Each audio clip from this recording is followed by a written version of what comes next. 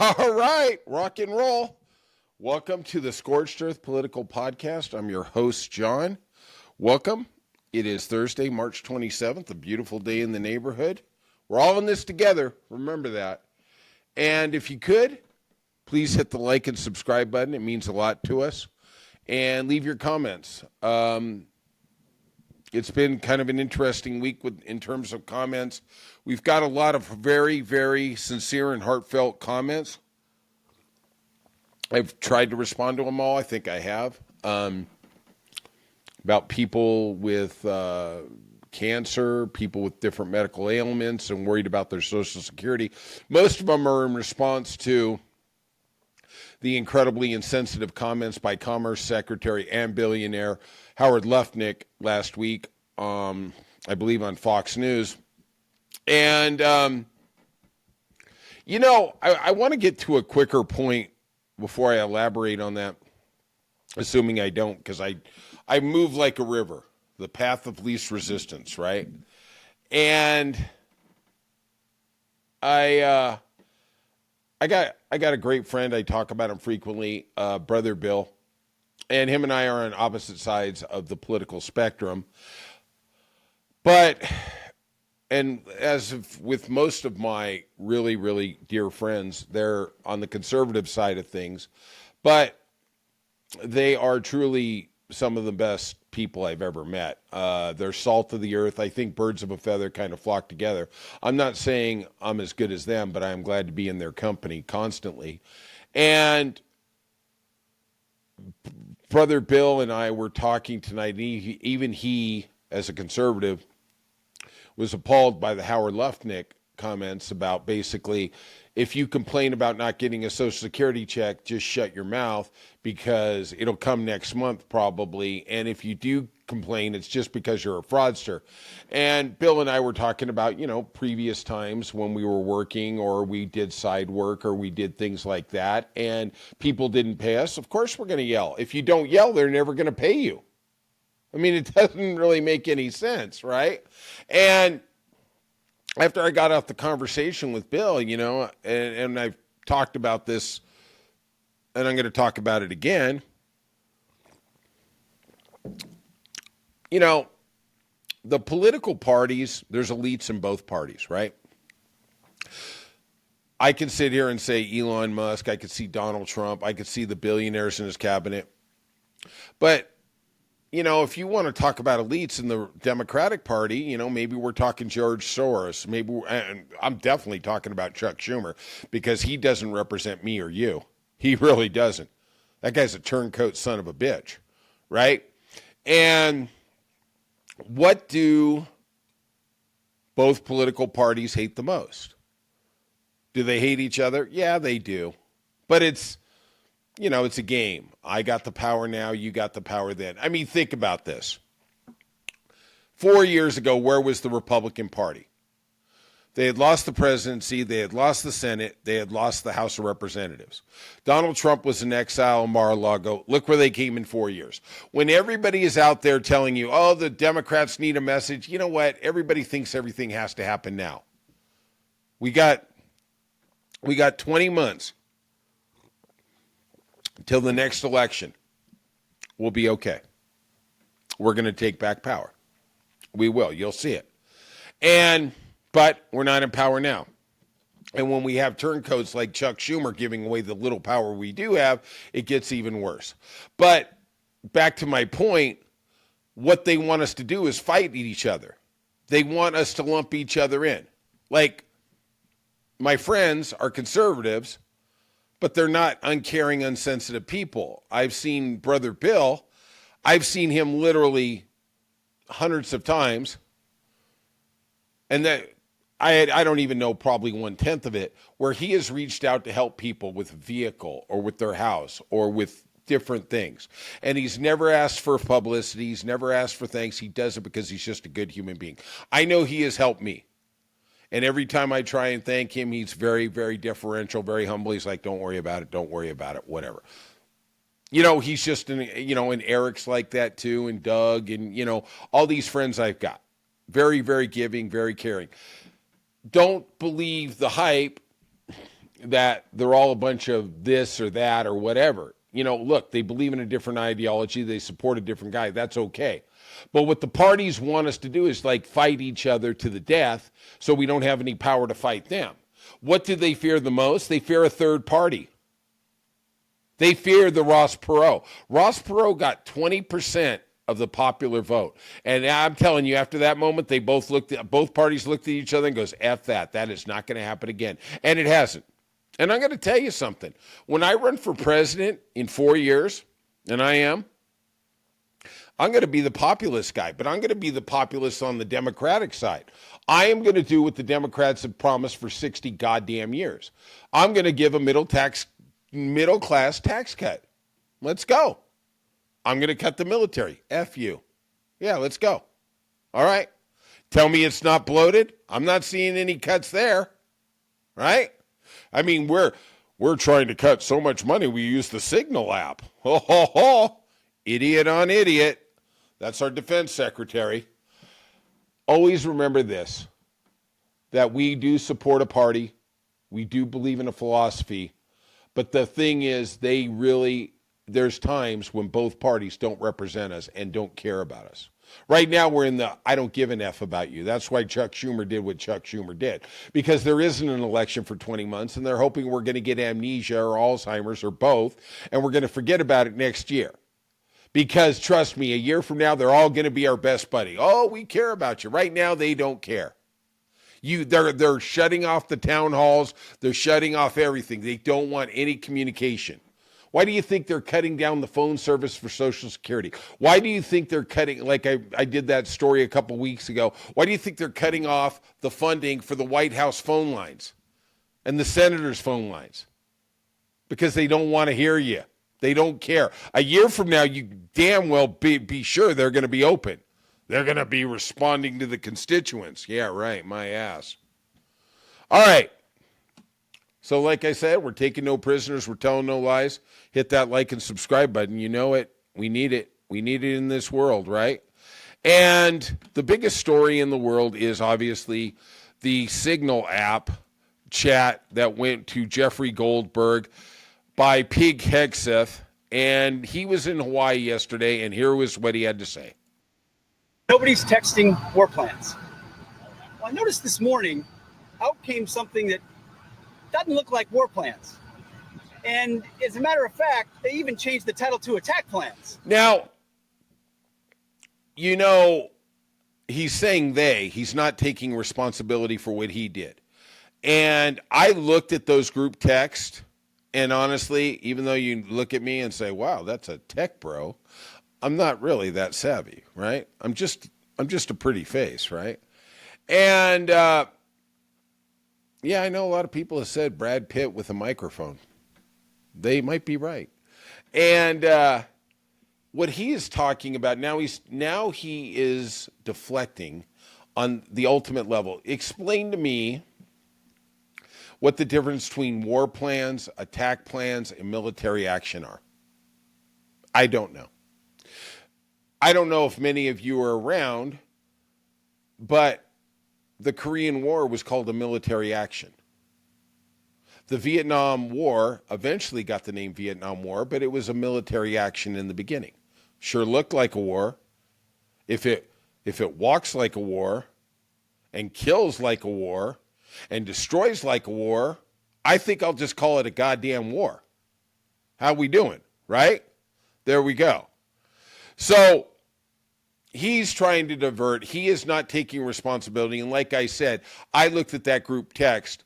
They talked about the types of missiles. They talked about how many. And they talked about exactly where they were going to hit.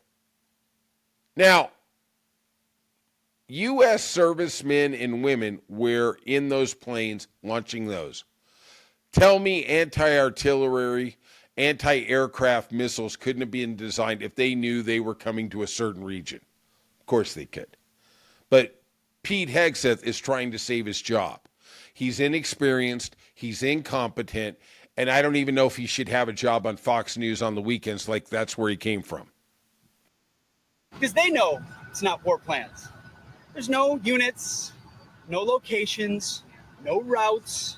There absolutely were locations. I saw it, and I don't know how to spell them, but that Houthi attack chat absolutely had locations. He is lying. Flight paths, no sources, no methods. Okay, so let's go back to what the cat says, right? And at the end of the day, he is incredibly lying. Absolutely. They said when it was going to happen, when it was going to happen. They gave the time frame.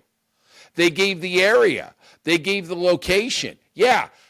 They didn't say in there if it was going to be a drone launch or an airplane, but let me tell you, if you're the Houthis and you say, okay, I know they're coming to, let's use the city in Los Angeles. We're going to attack Bakersfield. Okay?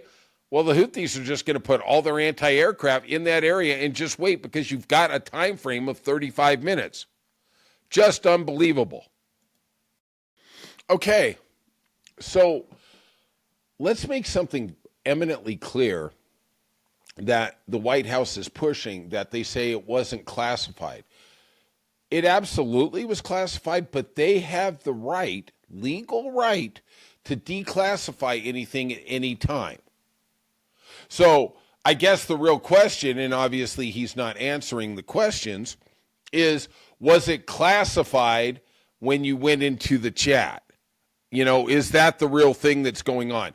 Now, if this sounds eerily familiar that he is saying it's not classified, let's go back in the time capsule, my good friends, and remember when Donald Trump was just elected president and this happened. Both the Washington Post and the New York Times are reporting that President Trump revealed classified information about ISIS last week to Russian officials in the Oval Office. Thanks for joining us tonight. I'm Lisa Hughes. Oops. Seems like our greatest enemy got a little inside info from our president. I'm David Wade. It was that information about potential terror attacks on airplanes that has so many people buzzing about this classified information tonight. Liam Martin joins us now with the latest details on this breaking story. Liam? David and Lisa, the officials who spoke to the Washington Post say the president's disclosures might have jeopardized a critical source of information on the Islamic State. In a bombshell report, the Washington Post says President Trump revealed highly classified information to Russia's foreign minister and ambassador at the White House. I mean, at what point is he, what does Russia have on him? He's revealing all kinds of information to them. Literally, he was in the White House, I think, 3 months at this point. Hey, he had the deputy minister of Soviet Union and the ambassador in there, and he revealed it. At that time, they were classified. But when he shared with it, he, I guess, automatically, when the president says something, and this is his statement after the fact, was when I say anything's declassified, it automatically becomes that.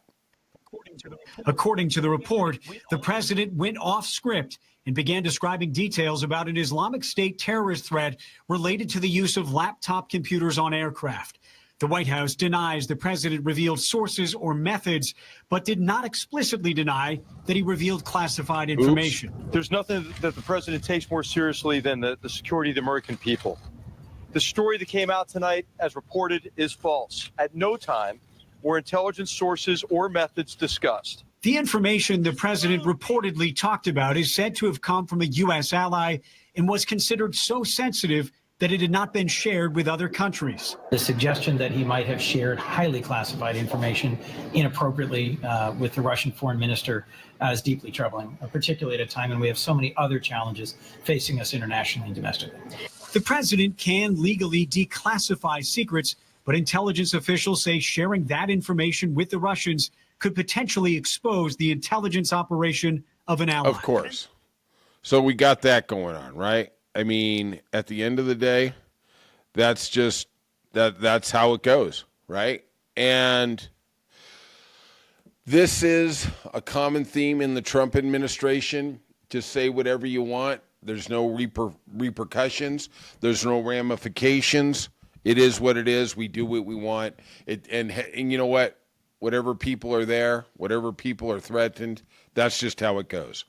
So Technically, I guess it isn't classified information that he gave away, but it's highly sensitive, and it shouldn't have been put out there in that group chat, unsecured on Signal app. Now, Middle East envoy Steve Witkoff and Director of National Intelligence Tulsi Gabbard were both in foreign countries during the chat. Witkoff was actually in Moscow. Now, let me ask you something. If the Russians know that the Middle East envoy from the United States is in Moscow, do you think they're trying to hack his phone? Yeah, I got a feeling they're not hacking your phone just for car warranty. They're trying to get vital information so that they can use it against you in negotiations. Now, the app may be encrypted, but the phone being used, and obviously the White House is not disclosing if they actually used official phones or their own private. Tulsi Gabbard very, very intentionally avoided that question when Warner asked her if she was using her private cell phone. It seems to me that'd be the first thing I'd say is, hey, I was using the official phone. Doesn't matter what the app is. If you use a private phone, it can be hacked, especially in foreign countries, by foreign agents who don't have our best interest at heart. All right. We're off and running. Odd things in the news. Seems like the U.S. Department of Health and Human Services has canceled in only 2 months around $12 billion in federal grants to states that were allocated for health issues. Now, initially, this money was allotted for COVID research, COVID programs, but it was diverted by other states to other health needs. Addiction programs, the measles outbreak. Wow, can't believe that's happening under Robert Kennedy. Just different things, right? Grants were being used to track, prevent, and control infectious diseases, including measles, smallpox, and bird flu. Wow. Haven't heard much about the bird flu after we had to kill all the chickens, but don't worry about that. Public health officials this week in Lubbock, Texas, which is literally the hotbed of the measles outbreak, received orders to stop work supported by these 3 grants that help fund the response to the widening measles outbreak there. A spokesman for the city health department, Catherine Wells. Termination notices came in Monday from the federal government, she said in a statement. Donald Trump's administration has ended more than the $11 billion. Washington State lost more than $160 million in funding for its health department, some of which went to Native American tribes and other groups. Let's just keep going. Nothing to see here. New York Governor Kathy Hochul said the Trump administration notified her that they were going to pull $300 million in funding for the State Department of Health, which went for, among other issues, their program for infectious diseases and measles. Illinois Department of Public Health and 97 local municipality health departments in the state of Illinois had $125 million in funding pulled this week. They had been allocated toward preventing and controlling infectious diseases, including measles and the bird flu. Massachusetts was the same. We haven't got an update on California. I don't know what we're going to do there.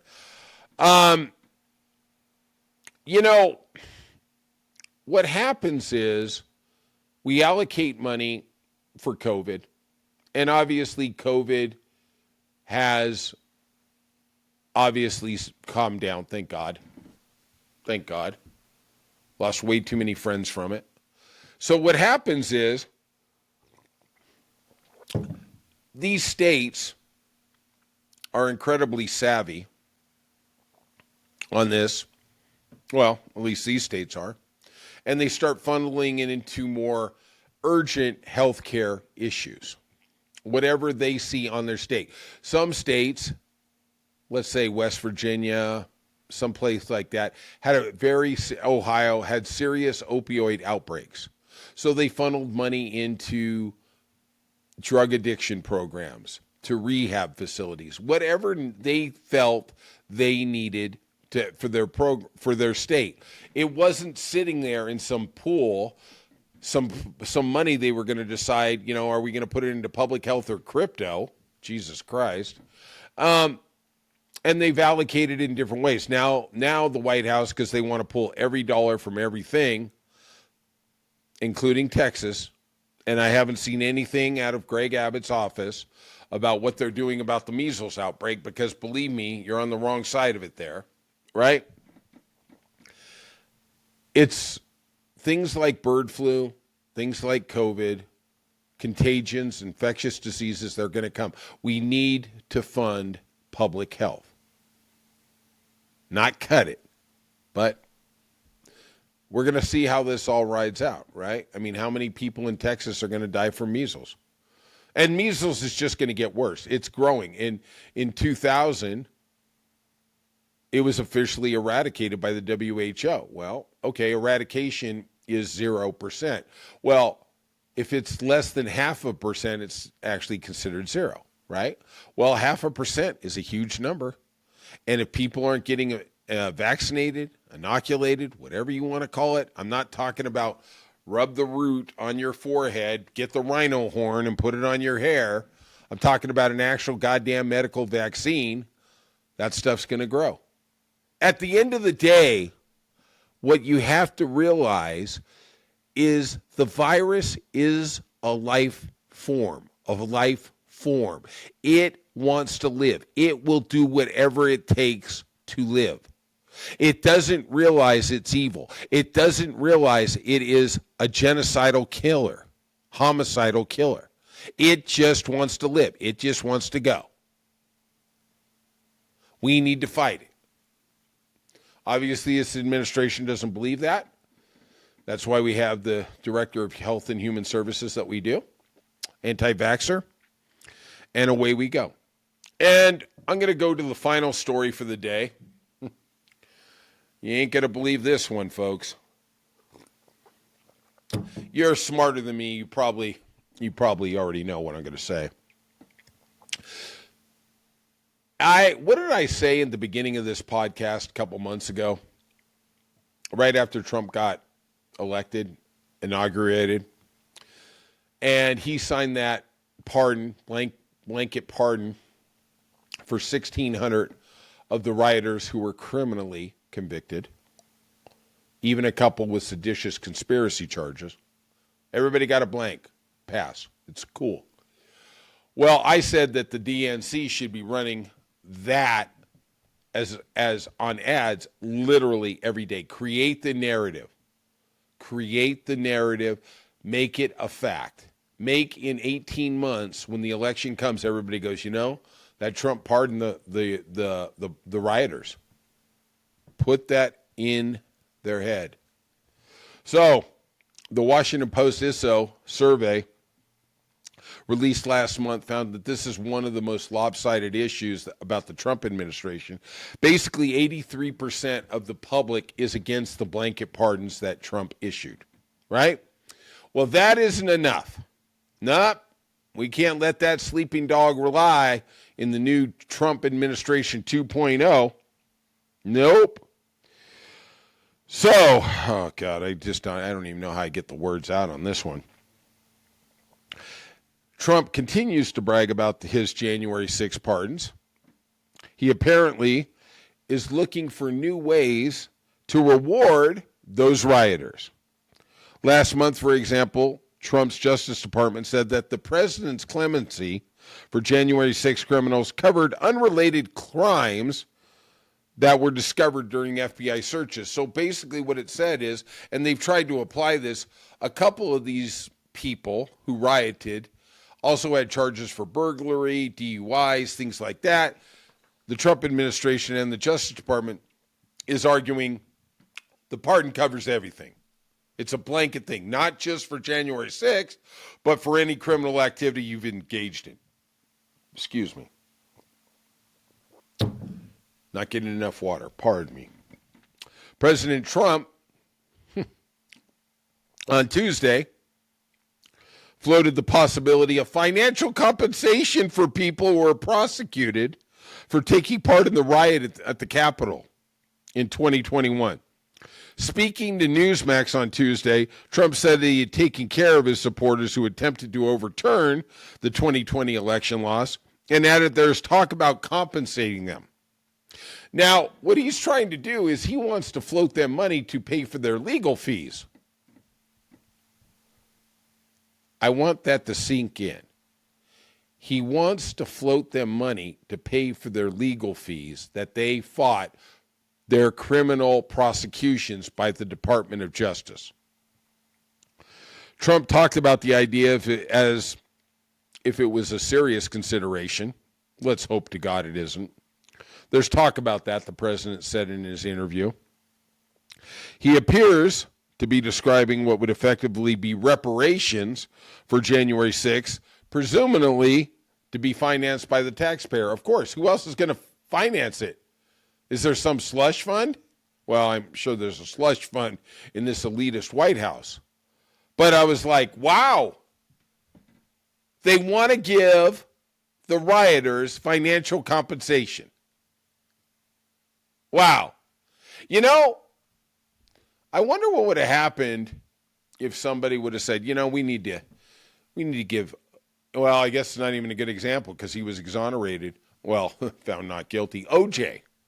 You know, hey, we need to reimburse him for his legal fees. Yeah, right. That would have went over real well. Oh, my God. Yeah.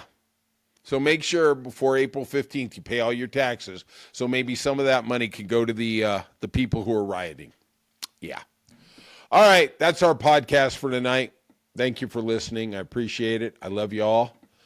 Don't be sad because it's coming to an end. Be happy because we shared this together. I love you. I need you. We need each other. And mark my words, we are going to win this fight. We are on the right side of justice. We are on the right side of history. I love you all, and I'll see you tomorrow.